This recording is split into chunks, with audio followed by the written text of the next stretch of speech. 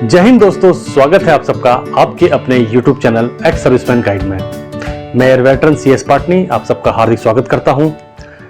दोस्तों, अब IBPS clerical 2024 mains exam की घड़ी बहुत समीप आ गई है। बहुत जल्द ही इसका मेंस एग्जामिनेशन होने वाला है।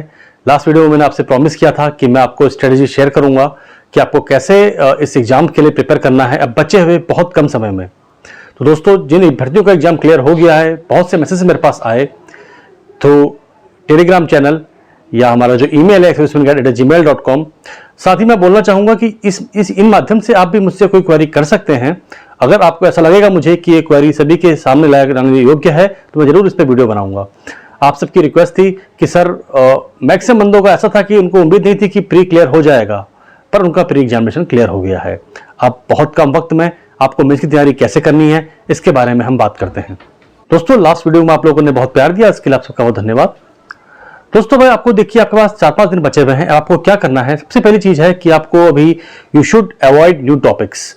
जी हाँ दोस्तों, आपको नए टॉपिक को बिल्कुल अवॉइड कर देना है। बहुत सी चीजें ऐसी हैं, अभी आप जब मॉक्स दे रहे होंगे तो आपको लग रहा होगा कि हमें ये भी नहीं आ रहा है, ये तो मैंने पढ़ा ही नहीं, अब इतना कम समय है, मैं इस टॉपिक को कैसे कर पाऊंगा। दोस्तों, जो अब तक का हो गया बस वहीं पर रुक जाइए। जी हाँ, मेरी बातों पर विश्वास करिए, कोई भी नया टॉपिक अब आप कोई शुरू करने वाले नहीं हैं। ठीक है, तो second thing is that you have to give your maximum time for the mock. आपको मॉक के लिए अपना मैक्सिमम टाइम देना है। अब दोस्तों, जो मेंस के मॉक्स हैं काफी बड़े होते हैं, काफी लंबे होते हैं। आप जितना मैक्सिमम मॉक्स देंगे उतना आपका सीटिंग कैपेसिटी बढ़ेगा, राइट। प्री का तो टाइम बहुत कम टाइम पे आप लोग मॉक्स दे देते थे या एग्जाम में पेपर हो जाते थे, पर मेंस का time management is completely different from the preliminary examination.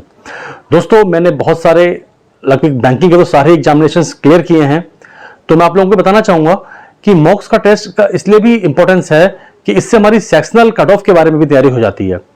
दोस्तों, तीसरी सबसे इंपॉर्टेंट चीज है sectional cut off. Sectional cut off को आपको भी अब क्लियर करने पर ध्यान देना होगा। दोस्तों, मॉक्स के माध्यम से आपकी सेक्शनल की स्ट्रेटजी अपना तैयार हो जाती है। देखिए, अभी क्या है आपके पास कि जब आप मॉक्स देंगे आपको ध्यान देना है अपने सेक्शनल्स पे। सेक्शनल्स के स्कोर बहुत से अभ्यर्थियों का ऐसा होता है, और ये बात बिल्कुल सत्य है कि पूरा exam overall cut off clear हो जाती है, बट सेक्शनल में वो बंदे रह जाते हैं। मैंने बहुत से अभ्यर्थियों को देखा है कि जिनके ओवरऑल कट ऑफ क्लियर हो जाता है, पर सेक्शनल की वजह से वे रुक जाते हैं। वो उस टाइम बड़ा पेनफुल होता है जब रिजल्ट आता है। तो मैं आपसे कहूंगा और मेरे को कि आप सेक्शनल पे जरूर ध्यान दें।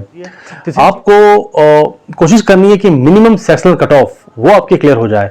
और मिनिमम सेक्शनल कट ऑफ कितनी रहती है IBPS की, ये मेरे इस चैनल में बहुत सारी वीडियोज की अवेलेबल हैं। मैं कुछ यहाँ पे आपके कमेंट बॉक्स में भी इसको अभी उसका लिंक दे दूंगा, या ऊपर आपको आई बटन में दिख रहा होगा, आप इसे जाकर के उन वीडियो को जरूर देखें। दोस्तों, तीसरी सबसे इंपॉर्टेंट चीज है कि जो आपको बताना चाहूंगा वो है कि आपको अभी लोगों की क्वेरी ये है कि सर कैसे अटेम्प्ट करें, क्या अटेम्प्ट करें, क्या छोड़ दें। देखिए, मेंस के एग्जाम में अटेम्प्ट करने से ज्यादा इंपॉर्टेंट है कि क्या आपको छोड़ना है। ठीक है, अब मैं आपसे सबसे पहले कहूंगा कि आप मेंस में जब भी आप एग्जाम देने जाएंगे मेंस का, तो आपको क्या करना है कि जो इजी क्वेश्चंस हैं उसको पहले अटेम्प्ट करना है, राइट। तीसरी चीज, सबसे रिक्वेस्ट आ रही थी हमारे पास कि सर अटेम्प्ट कैसे करें पेपर। देखिए, अब टाइम तो हो चुका है, बट फिर भी जो नए अभ्यर्थी हैं उनके लिए बहुत इंपॉर्टेंट है। आपको सबसे पहले ध्यान रखना है कि जो आपका स्ट्रॉन्ग एरिया है उस चीज को आप पकड़िए। ठीक है, टाइम मैनेजमेंट बहुत जरूरी है मेंस में। तो आपको, जैसे हम इंग्लिश की बात कर लेते हैं, इंग्लिश में आप क्या क्या करना है कि आपको जो पैरा जंपिंग होते हैं, पैरा जंपिंग वाले, उसको आप अटेम्प्ट कर सकते हैं, या आप उसमें एरर डिटेक्शन जो रहता है, बहुत इजी टॉपिक होते हैं, उसको आप कर सकते हैं। आप इसके अलावा जैसे सिनोनिम एंटोनिम्स होता है, एंड इवन जो आरसी होती है, आरसी में आपको पूरा पैराग्राफ पढ़ के पूरे सारे क्वेश्चन करने की जरूरत नहीं है। कुछ क्वेश्चन उसमें वर्ल्ड पावर के रहते हैं रिगार्डिंग सिनोनिम्स, या कुछ बोल्ड करके दिया रहता है पैराग्राफ में, तो उसको आपको स्पॉट कर लेना है without going through the RC. Simply go to the questioners, questions में जाइए, कुछ क्वेश्चन ऐसे मिलेंगे आपको जरूर 1-2 नंबर के, उसको आप वहां से पूरा कर लीजिए, राइट। अब जैसे क्वांट में होता है, क्वांट में आपको 5+ मार्क्स का रहेगा, उसको आप कहीं से भी देखिए पेपर में, उससे पूरा करिए। अगर क्वाड्रेटिक आती है, 2-3 नंबर के क्वाड्रेटिक क्वेश्चन हमेशा आते हैं, वो काफी इजी होते हैं, उसको आप करिए। फिर मैं बोलना चाहूंगा आपसे, कुछ जो आपके अर्थमेटिक के क्वेश्चंस होते हैं, काफी क्वेश्चंस आएंगे, पर कुछ उसमें रहेंगे काफी इजी रहेंगे। 1-1 मार्क्स से दोस्तों इसकी जो है कट ऑफ क्लियर होती है। जो पुराने वेटरन्स हैं जिन्होंने बहुत बार एग्जाम दिया हुआ है, आप उनसे कंसल्ट कर सकते हैं। एक एक मार्क्स के क्या मायने हैं आपको तब पता चलेगा। इन सबको करने के बाद ही आप अगले क्वेश्चंस में बढ़ें। रीजनिंग में एज पर योर टेस्ट आप कर सकते हैं, जैसे कि आपको कम से कम देखिए एक ब्लड रिलेशन वाला आता है वो देखना है, डायरेक्शन वाले टेस्ट कुछ होते हैं, डायरेक्शंस के बेस्ड क्वेश्चंस वो आपको करने हैं, कुछ आपके मिसलेनियस होते हैं उनको 100% करना है। उसके बाद आपको कम से कम एक पजल तो पूरी करनी ही है।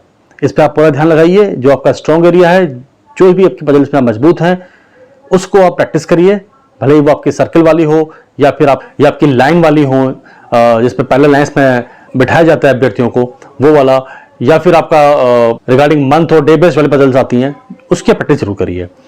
दोस्तों देखिए, आपके पास अभी एक एक्सेल सर्विसमैन गाइड करके टेलीग्राम चैनल भी उपलब्ध है, उससे आप हमसे जुड़ सकते हैं, या आप मेरे को मेल कर सकते हैं excelservicemanguide@gmail.com पे। यहाँ मैं आपकी क्वेरी को सॉल्व करूंगा। अभी आपको क्या करना है, अवॉइड लर्निंग न्यू टॉपिक्स। नया आपको लग रहा होगा वो छूट गई है, उसको बिल्कुल भी आप अवॉइड करिए। सबसे इंपॉर्टेंट चीज, जिन लोगों को उम्मीद नहीं थी कि उनका एग्जाम क्लियर हो जाएगा पर एग्जाम क्लियर हो गया है, उनके लिए अभी सिरदर्द बना हुआ है जीए। जी हाँ, जीए जो है इसके लिए भी आपका बस ये, इस पे आप अभी मैक्सिमम फोकस करिए। मैं सभी से कहना चाहूंगा जीए पे मैक्सिमम फोकस करिए, कि जीए बहुत अनप्रेडिक्टेड टाइप का आ रहा है और इसका ईयर बाय ईयर जो डिफिकल्टी लेवल बढ़ता जा रहा है। जितना मल्टीपल रिवीजन हो पाए उस पर ध्यान दीजिए, नया मत पढ़िए। जितना आपने पढ़ रखा है उसका मल्टीपल टाइम्स रिवीजन करिए, और इसको आप लास्ट दिन तक कभी पढ़ सकते हैं।